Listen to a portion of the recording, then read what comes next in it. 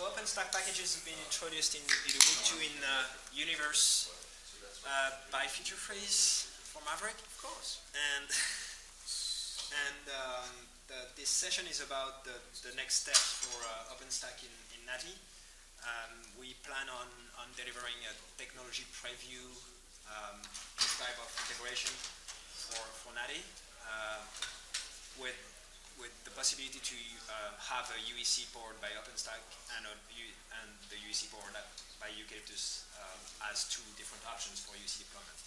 So this session is about what we need to do for OpenStack packaging side of things. There is another session on a gap analysis, what's missing currently compared to Eucalyptus, how it can close the gap, what should be done in that direction. So it's mostly about packaging, what needs to be done to improve packaging, what maybe needs to be done in coordinating release cycles so that the release is at the right time for Ubuntu integration, and potentially discussing improvements in packaging if necessary. Right. So currently there's Nova in the archive. And Swift. Swift is in there now, is it? Sure, it's been there for months. I wasn't aware. It's like July. Okay, I haven't tried to package Swift yet, so okay. No worries. What would you currently say the current state of both Nova and Swift are in the archive? In terms of packaging? Yeah, the actual packaging, not the actual upstream code. Right. It works. I mean, it's in pretty good shape, I would say. I mean, I know that NASA is using the same packaging stuff for their deployment. Okay. As far as I know, anyway. But it's in reasonably good shape. I was thinking just do a quick diagram of the different components, so you know. That sounds great. We all know what's going on. So there's a number of different components. There's compute. There's API. There's volume. Object store. For now.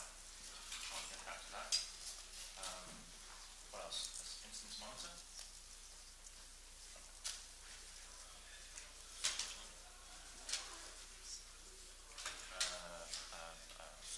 Scheduler. And network.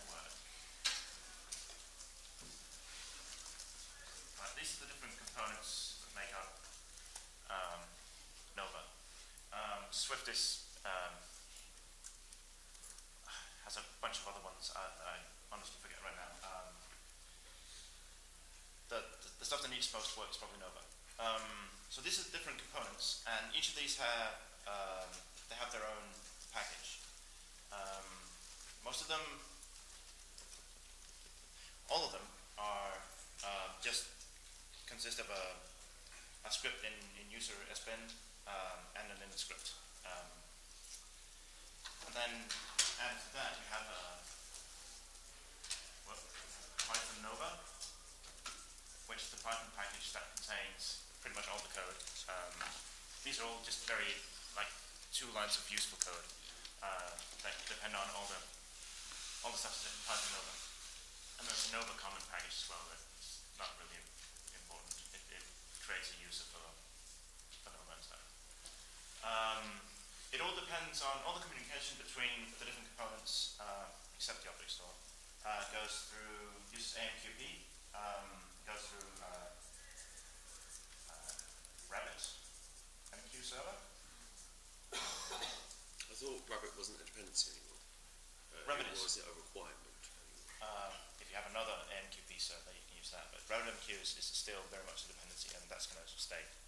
So that works with other implementation of AMQP, things like Qt, and things like that? Sorry, could Sorry, that works with other implementation of AMQP, such as Qt, Apache Qt, and things like that? It could. I guess. But we haven't had to do with anything. I've never had the motivation to try anything else. Rabbit works pretty well. So whilst you mentioned Rabbit, there's a natural concern your authentication with that is a trusted network. Right. How's that looking to be handled in NATI, do you feel? Right now, that is an unsolved problem. That's one of the things I'm going to be talking about at our developer summit 2 weeks from now. Okay. Right now, all the communication is, it's unencrypted. There's no, by default, there's no authentication against RabbitMQ to do anything. It's just if you can reach the RabbitMQ, then you can get to these messages. Other than that, we use SQL Alchemy, which provides an abstraction, so we can use MySQL. But the ship default is SQLite, isn't it? It is. I'll be getting to that in a second. Or PostgreSQL. Well, the package default, the Ubuntu package default is QL. Which one do you use in test? Just a second. So the packages by default use SQLite, which means that you can take one machine, you can just install all of these things, and then it just works out of the box. Provided that you have RabbitMQ installed already. The default is to use a RabbitMQ server that's on the local host. We don't have a dependency on RabbitMQ though in the packages because it's not a dependency because it can be anywhere else on the network. So we're not quite, if you just install these, or any of them, then by default you won't have Rabbit installed, and that makes it fail, which kind of sucks. So the one way to solve that is just have a meta package called Nova Standalone or something like that. Just installs all these things plus RabbitMQ,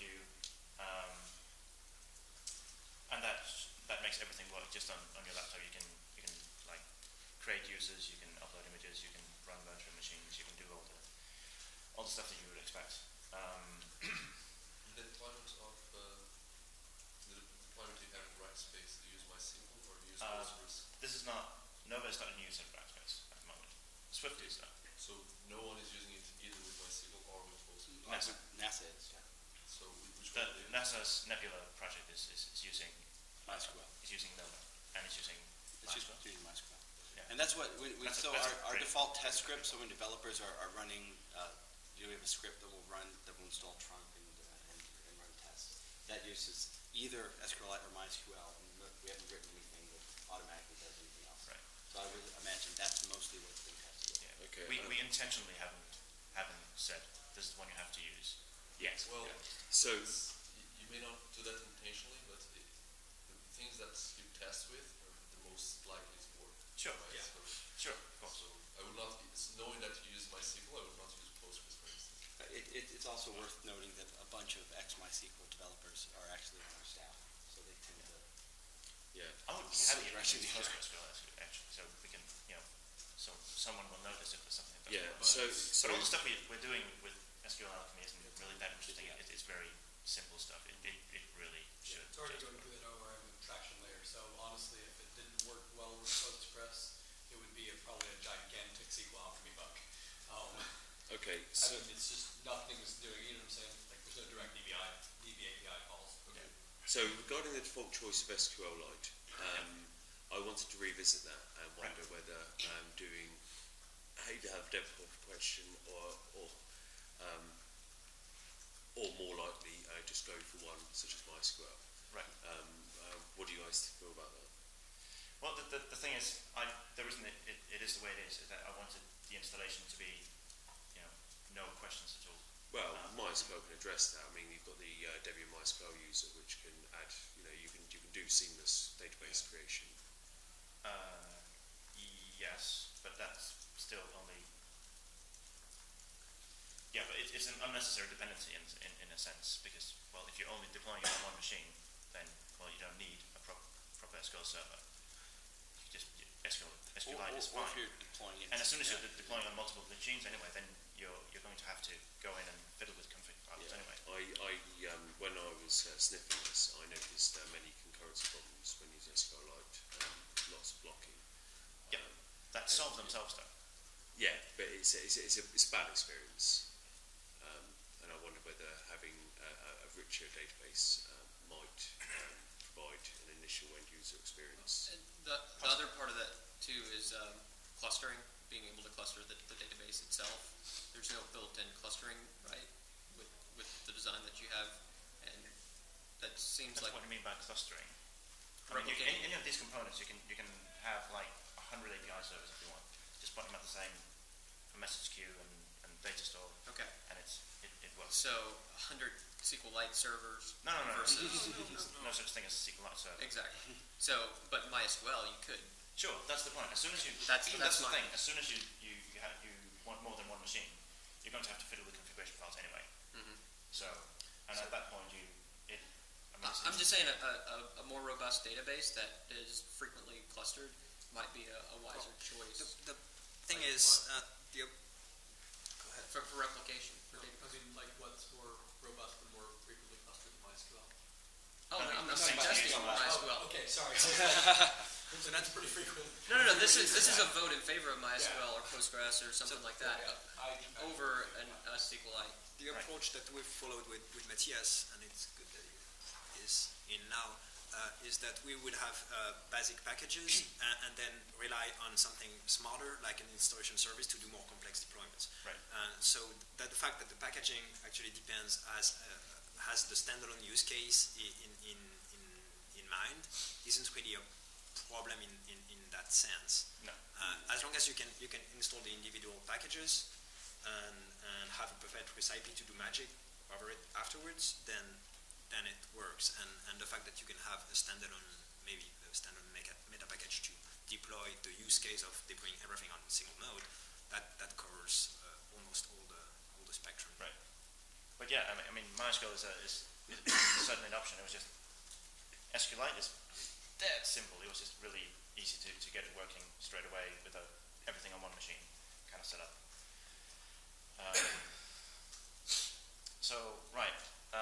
The way that all these things fit together is that everything except the object store, which I think is probably going to go away and be replaced just with Swift. Right now, object store is just a really simple implementation of S3, and of course you talk to it over using the S3 protocol. Everything else communicates exclusively using AMQP, and as I said before, you can have any number of these running.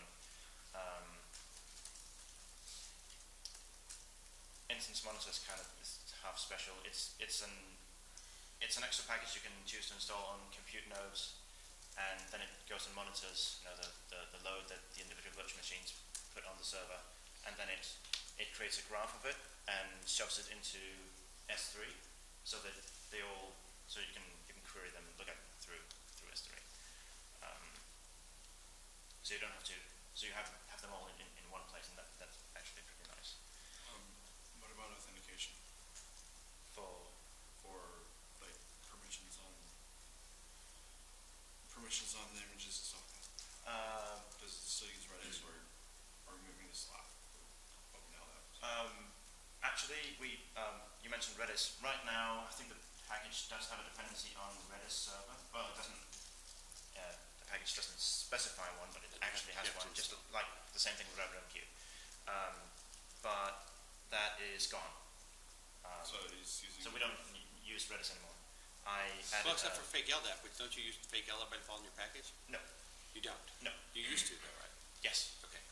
Because I didn't want to have the extra overhead of using an LDAP setup, because unless people already have an LDAP setup, it doesn't really add any value. But being able to use it is of course very cool if you already have that. But if you don't, then you don't really need to add it to use this, because you already have a shared data store in the sense of MySQL or PostgreSQL or whatever.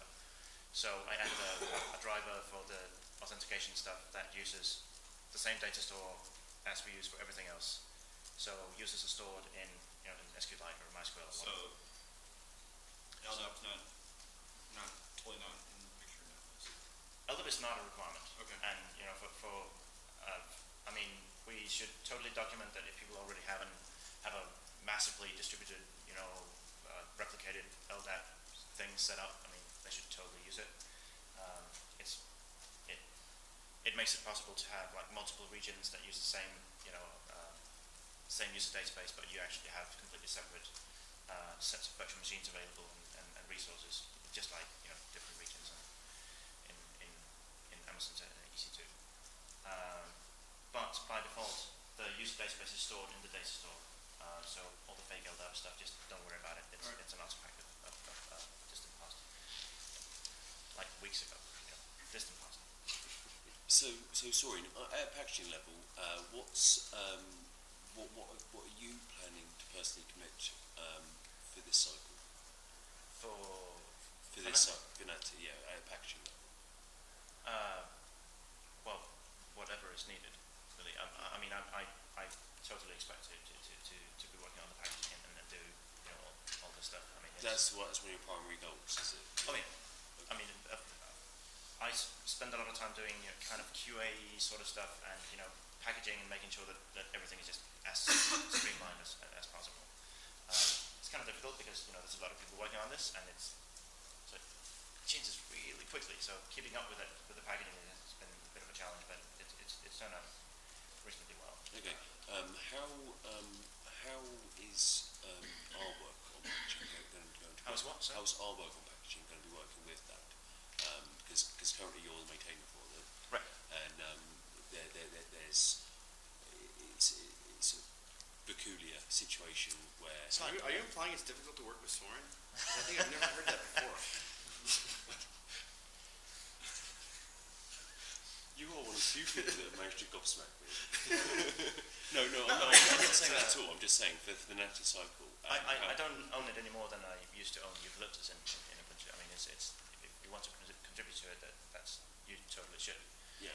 Right now, I think for no particular reason, the packaging branch is owned by the Nova core developer. Yeah. Really, for no particular reason. Which is peculiar. Yes. It was so you and I could both commit to it. Yeah, it's really. We should just move it to another team that you're a member of and Ubuntu Dev is a member of, or something. Totally. Like that. Totally. But the other thing is to try and maintain quality throughout this. I'm really keen to try and propose peer review of merges. So rather than people dipping in themselves, I'm very keen for us to be reviewing each other's work, and that is anyone within the shared team. How would that float with you? It's fine. So I wanted to point out that a lot of these decisions that we've been talking about in the packaging, I consider these Ubuntu decisions. They're not decisions the OpenStack. I noticed you changed the version numbering last week, and that had me scratching my head because you went from a static version numbering to a date. I did. Yep. And I thought this was kind of odd, actually. It was, and there were reasons that I can't talk about. There are complicated reasons that involve the U.S. government and Rackspace and. Yeah, but the trouble is this is going to be quite difficult throughout the cycle if you have these constraints. No, we're not going to. We're permanently changing it, and this is the version you saw before with the was one just Soren was made just because how did that come about? I think it was because at some point we tagged a 090, for lack of a better. I mean, we just had to have some kind of version so I could create a tarball and put it somewhere, and then we just kept punting on the subject of what's the version going to be when we release, and then we suddenly came up with an answer last week. So it's not going to happen again. Yeah, we're not going to randomly change it every day. Because this is something which concerns me. No, so what we're doing is it's year and then whatever release it is in that year. So 2010.1, then if the next one is 2011.1, if we do another one that year, it's 2011.2. Right. Yeah. So what if there's specific UEC stuff? How's that, like, for the Debian packaging? Right. Say if we wanted to add, add upstart strips. Oh, I totally want to get rid of the init scripts and replace them with that. Right? That's just But let's say there's something that we don't want. This is what we're saying. Like it's not good for Debian or for some reason. You can't think of anything? I probably could, but I can't give a general answer, because it depends on the nature of it. So the situation at the moment is what if strategy differs between what we want and what you want. And Soren is sitting on the moral fence because he's a Ubuntu developer, but ultimately he's governed, I would imagine, by what his work constraints are. How does this work with if we wanted to do something slightly different to what you want to do? That would really depend on what it is. I mean, we're all, most of us are reasonable people. I don't know about that sort of. No, I changed it to most of us. I am in your target audience, by the way. I mean, it really, I couldn't possibly give a general answer to that sort of question because it really depends on the nature of what is the divergence, what is it that you So want. if the divergence you're talking about is potentially if there's a difference between two Ubuntu developers or OpenStack and Ubuntu. Yeah. So those are different things. Yeah, I think that's kind of what I meant. But I mean, that's the thing is that. Well, in that's that the case, I problem mean, we have it's with- like any other Ubuntu package. I mean, it's any other Ubuntu's upstream package. you might disagree with. Yeah. Ubuntu can decide to do with it what Ubuntu decides. And that's what I was to do. kind of trying to say about these are Ubuntu decisions. Some of these things are Ubuntu decisions, like, and Soren is making them, if he's made them, as an Ubuntu dev, not as an OpenStack dev. So that's why we're having those sessions Yeah. at UDS as well. It's also to group the Ubuntu developers involved in OpenStack and make decisions like, well, maybe MySQL might be a better default for the all-in-one node use case. And so, I mean, as far as I'm concerned, you guys could default to whatever you want and do whatever you, I mean, it's your, you know. Right. I mean, we don't So, want it to I be mean, a bad experience. That said, I mean, our primary, our target platform is Ubuntu. I mean, Yeah. all along the way, I was developing Nova on Maverick. I mean, because I like put a lot of patches into libvirt to support stuff that we want to do. I mean, so, So to enable me to better follow this aspect of the discussion, is the uploading that to Debian within your radar? I mean, just to understand what's the status of Debian? Do you care about that? It kind of is. I mean, Guido does a pretty good job. It is, I mean, It's not bad will or anything. It's just No, absolutely. the To understand path of whether... least resistance is very much through Ubuntu because I can patch it and just. We have Debian devs at Rackspace that can help too. I have. Do you think they're going to be interested in doing that in Debian? Or? I think they will. So currently, all the new deployments in Rackspace Cloud servers are built on Debian. So I don't know if that'll change to Ubuntu. Right now, it's partially Ubuntu, partially Debian, and we will want Debian support. So we'll want those packages in there. So I want to put it in Debian as well. It's just sometimes it's. No, it was just to understand whether we should think about someone else doing that, or if you guys think you're doing that yourself. That's really, to plan ahead thinking. Right. Okay, it looks like you need to discuss Well, that. no, later. but I want to. I'm just not sure I can commit the time to do it because it's a much more lengthy process for me to. So if I could just jump in. reiterate one of his examples with libvirt, he submitted a patch upstream to libvirt, Right. and he was able to also add that patch to the Ubuntu package. Because he's not a Debian developer or he doesn't look after libvirt, he would then, because he's touching multiple packages in order to get this to work, although he did also contribute upstream, so Debian gets that eventually. I think he's just saying that it's a lot of, I'm sorry to talk for you, but I'm saying it's a larger undertaking No, for him. absolutely. I fully understand that. Yeah, So- but I think that there is support from a lot of people involved to work with Debian. I mean, I certainly would. Right. I see.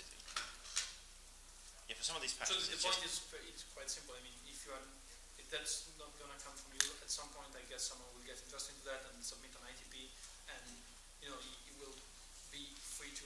I hope to choose the Ubuntu packaging, but we have no guarantee that we'll actually do that. So there's a trade-off there. If you invest some resources in doing that yourself, then you are sure that it will be in sync and whatever. If someone else will do, I hope we will use the packaging, but you have no guarantee of that. Right. There is already interest in some Debian developers to actually make it. Adopt the... And you are in touch with them, so... Yeah, it's the same guys that I mean, are involved in Eucalyptus. Okay. So the only problem is Stefan. Okay. the only problem is if there's stuff that we would do with the Ubuntu packages that Debian might not want. I mean, at that point, I think I would pretty quickly lose my motivation to maintain the delta. I mean, I'm perfectly happy to help out Debian by putting packages into Debian, but if I have to maintain a delta to do so, I understand that. I just, So sorry, just, I don't have motivation. just let's take care of pointing Stefan to your packaging so that he can use most of the work, or...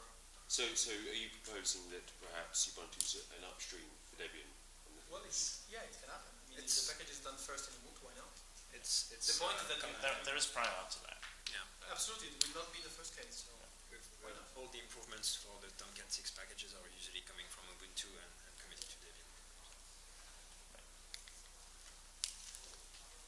So, Okay. go ahead.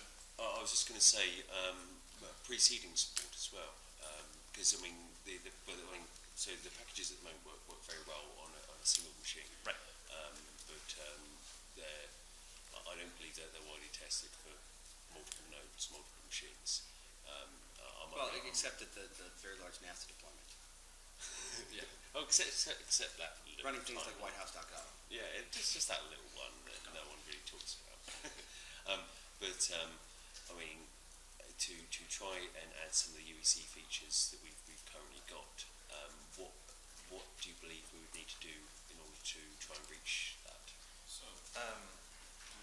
I'm not sure. I have some thoughts about how to do configuration management within OpenStack. So, but you know, it's an idea that popped into my head a couple of hours ago. So it's still very fresh, but something along the lines of having a way to just. The only setting that you need to add is how to reach the message queue, and from there you can get the rest of the configuration somehow.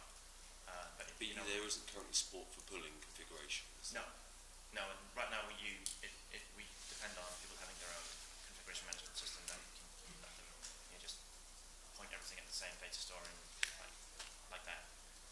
We don't distribute that information within the OpenStack. But we might. I mean, I cannot predict the future. I can try to affect it, but can't really predict it. So we're half time in this session. I would like to make sure that we focus on actions and I mean decisions on what type of packaging improvements we are talking of, rather than taking in general like, well, maybe we would change the default SQL server around it. So is there any list of things you want to cover? Well, regarding the MySQL one, you initially said about maybe SQLite is a same default for one machine install. Well, if the packages are the Nova standalone package target is to run everything on a single machine, then you expect degraded performance anyway. So putting is right. So if the alternative is to deploy the packages in more only one component for one node way, then it's more tying into Matthias' bootstrapping work than in packaging. Really. So what about having a Nova common -MySQL SQLite? Having meta packages and have both provide. yeah, like how Backlit does it. Yeah, and then when you install the network, you can weekly pre-depend. Sure. You mean satisfy the dependency with both MySQL and SQLite? Yeah. Yeah. Because also you're going to need to make something depend on Python MySQL. Even if you're going to,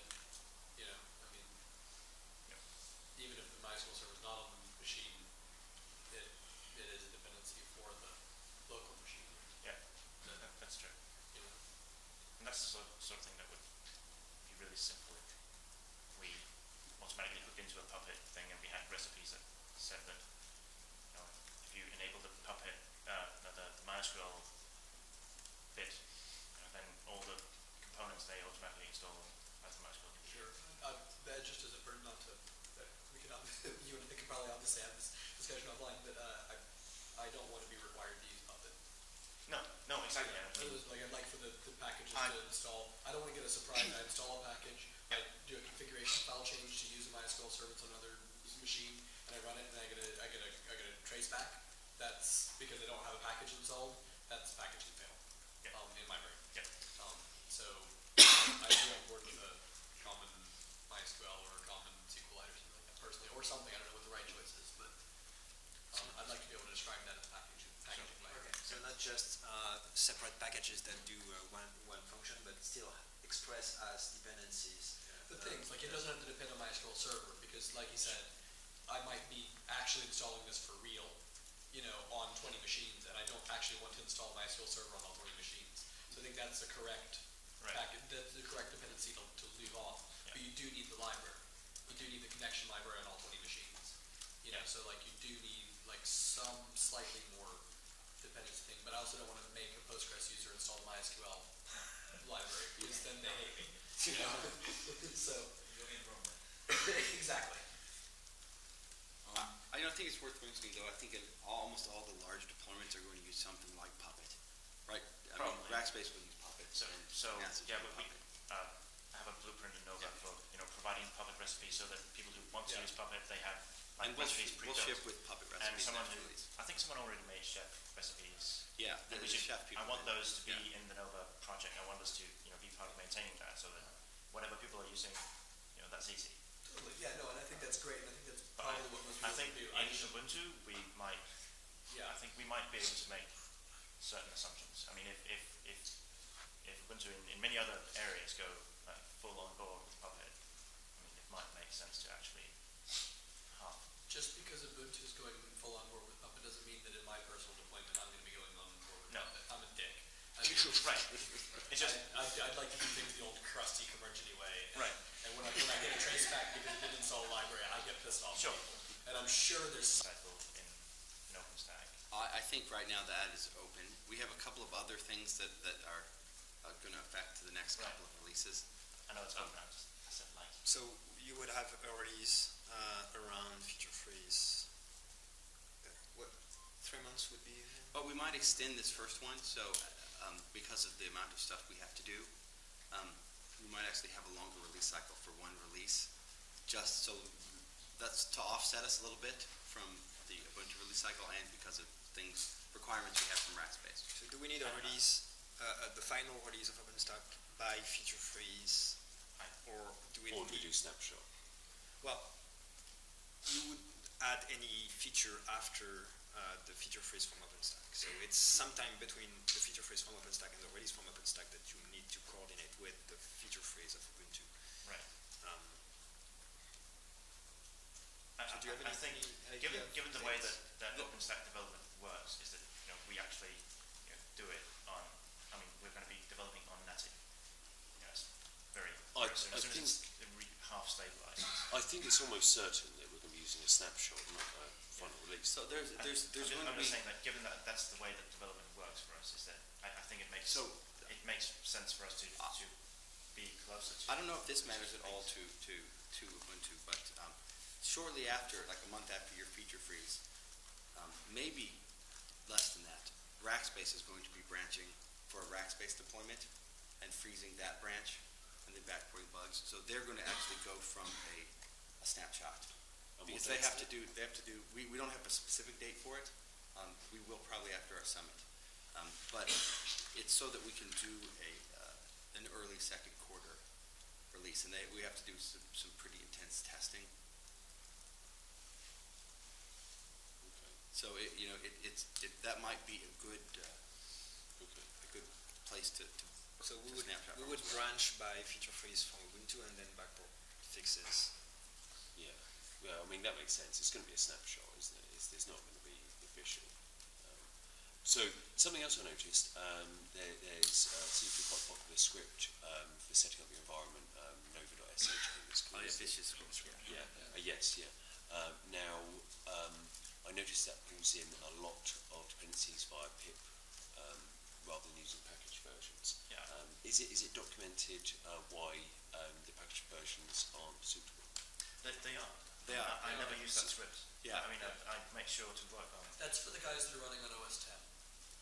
Seriously, Like some it is. the Other people like developers run Mac laptops, and so they can't install the packages we have in our PPA. So we'll put updated packages in our PPA if there needs to be an updated version, and then sort of work on getting them into Ubuntu proper. But for these guys running Mac laptops, they of course have no package management system or using. But that also lets you run trunk before anything's been built. So I think No. I'm on about the dependencies coming from pip. Yeah. I understand. But we can actually for real, we don't. we can modify that to actually. I've been looking at that script because I've been using it a bit because I've installed it every single possible way. See, this is possibly concerning me. The fact that although Ubuntu is the target platform, the dependencies are being used out of archive. No, so the thing is that on our Hudson and Tarmac server, that runs Ubuntu and only runs package installed versions from Ubuntu. So if it doesn't work through that, it doesn't get into trunk because we have a protected trunk that runs tests through Tarmac first.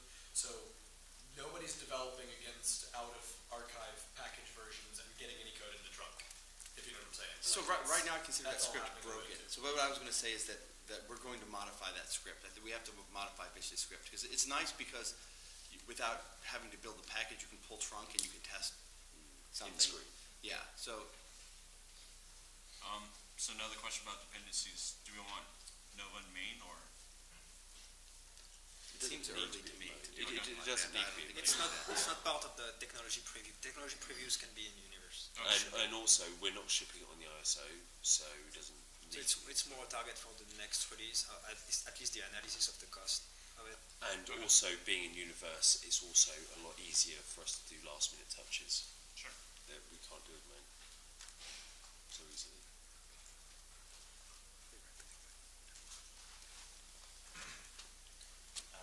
Right, but in terms of which particular release of OpenStack is going to end up in Natty, I don't think we can really decide on that now until we know for sure the release cycle then.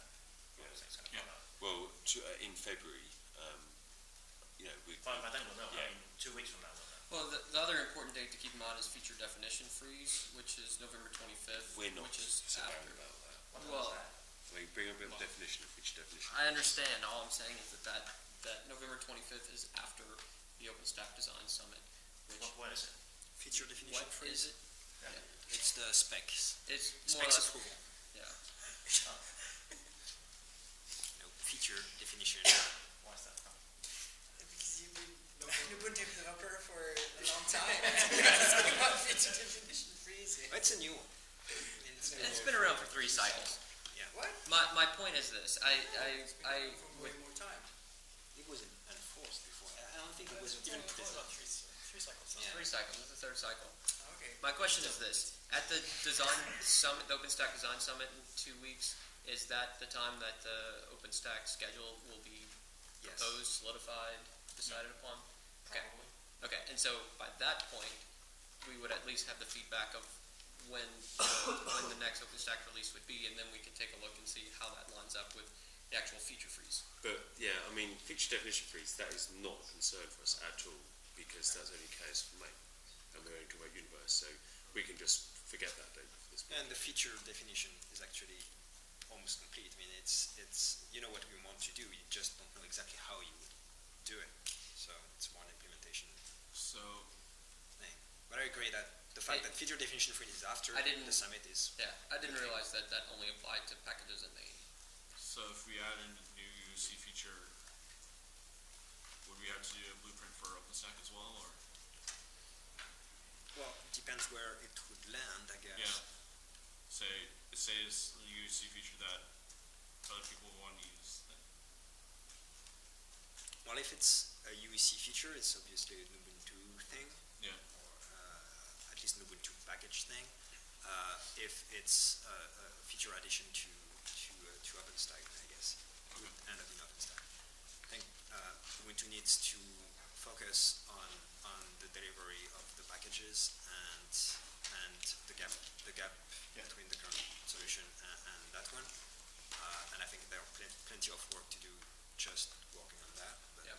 and that's what the other UEC sessions are about too. We have the OpenStack gap analysis session, which should identify the gaps, if any. We also have the UEC web interface, the UEC EC2 compatibility sessions that should cover the parts that we are interested in that we really need to push. So we have 13 minutes left. Do you want Chuck or Dave to go into more detail with potential packaging improvements like port hooks, upstart scripts? Yeah, I mean, that's probably coming from our side, so we're going to Or discuss the meta packaging between the interactions that we mentioned. yeah, I mean, I kind of already tried doing the upstart scripts. I was having better problems because it's not recognizing PID properly. it's not what, sorry? It wasn't recognizing PID properly where it was starting. Pip. PID. Did Oh, Just, oh, okay. okay. just tell it to not demonize. That's Yeah. what Upstart wants anyway. Yeah. So right now we're passing a dash demon Yeah. or demonize depending on stuff. Okay. So just don't pass that and you'll be fine. All right. So one thing that I'm wondering if that it has to have been solved, by other packages is that we depend on a service that might be local or might be remote. So we can't specify it as start on RabbitMQ server.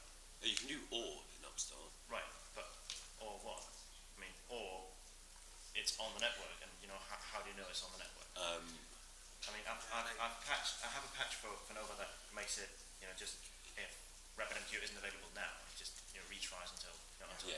This is what I recommend you to do is Sorry? in Absolute Code. In the Absolute Code, you basically build logic so that it retries. Right. There's The problem is So hang on.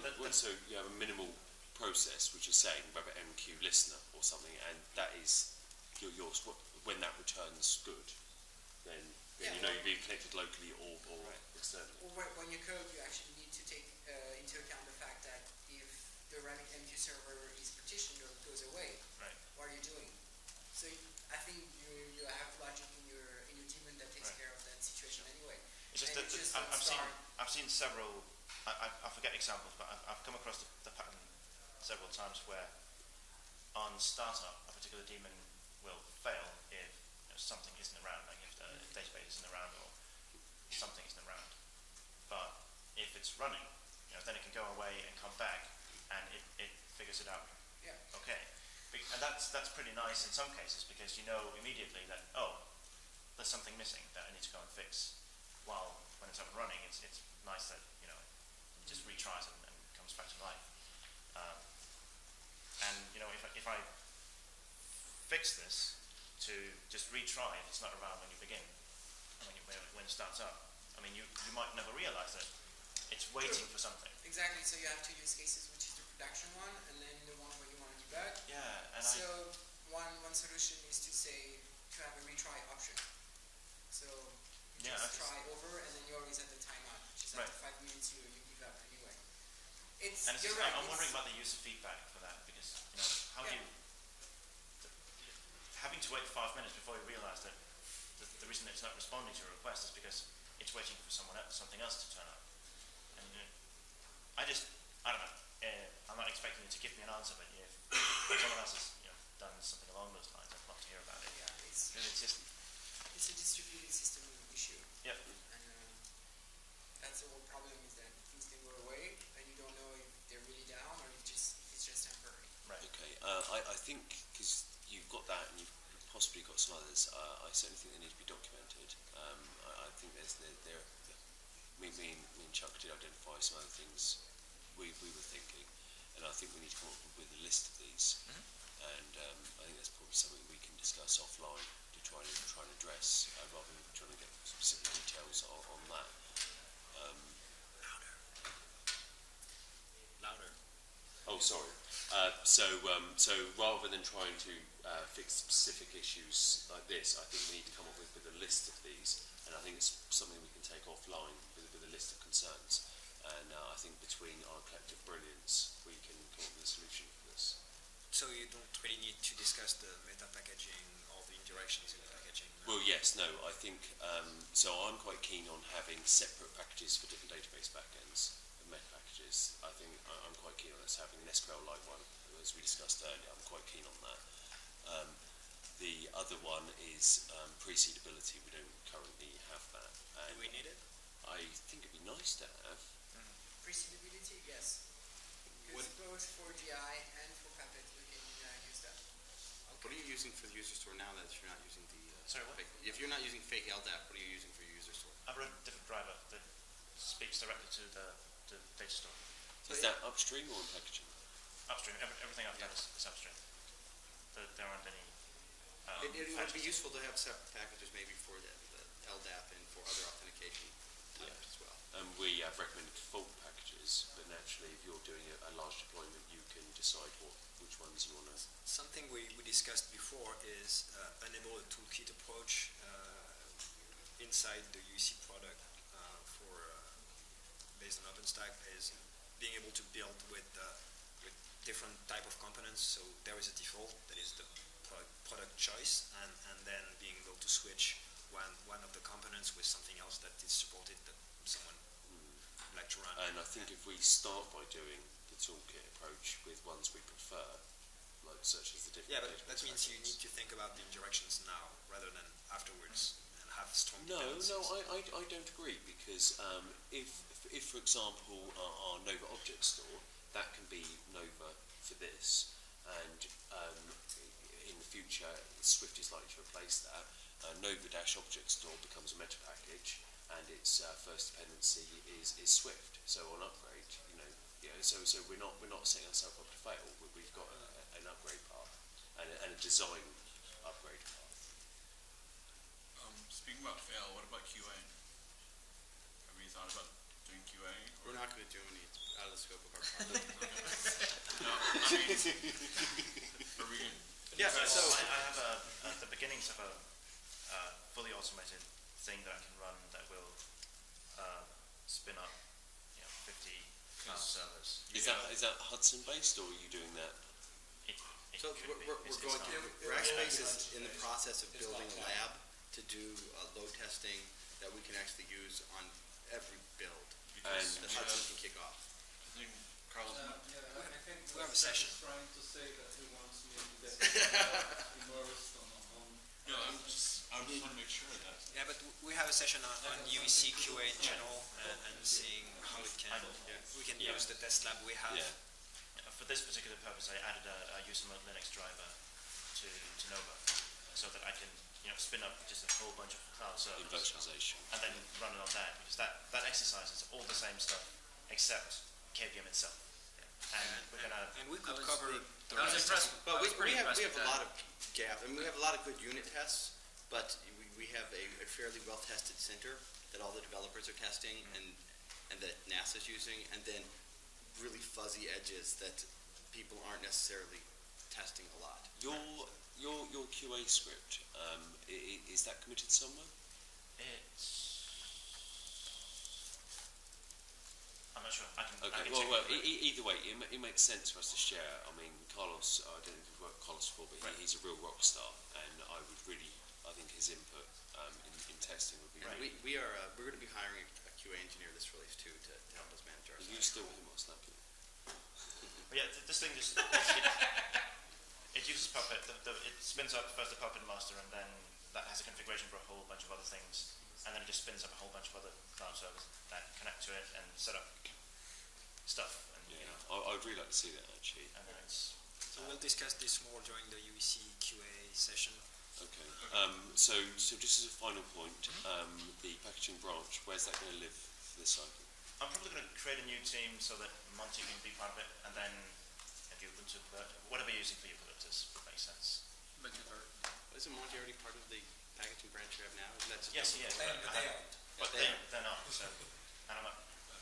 Yeah, and I'm not a member of the Divert, so we've got to create a new sort of. Yeah. It makes sense with me. So, in fact, actually, to be honest, the packaging itself could be a separate Launchpad project, and have a team associated to that. That seems to make more sense to me. So we're just No,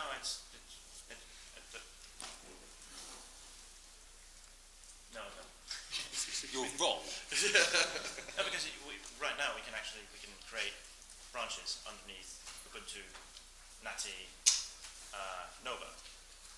Yeah.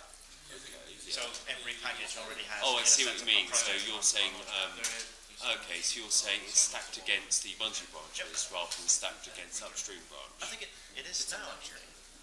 Just owned by Nova Core, but under the Ubuntu Maverick. Right now it's Nova Core /Ubuntu /Maverick /Nova / Okay, yeah, you're right. I was wrong. Right, so every package already. I was wrong, sorry. Yeah, I'm just trying to reiterate that. Yeah, I was wrong. Over and over.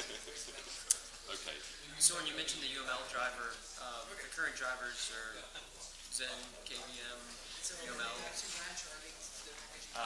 If you want it really slow. I think there's a working VirtualBox one. No, LXC it is not working. Okay. VirtualBox is not working. Okay. For some reason, that's a rumor that you spread. I don't know where it came from, but in Rackspace, people started spreading it. But no, VirtualBox doesn't. NXC containers. Yeah, we don't have any support. So the reason I chose UML, by the way, instead of LXC is because on the Rackspace Cloud I don't control the kernel, and someone else does that, and it didn't have LXC, and build. I needed something that just worked no matter what kernel it was running on. So UML. But LXC should be, Juxity. Pretty straightforward. I already did it, so. Well, we have a UC container session as well.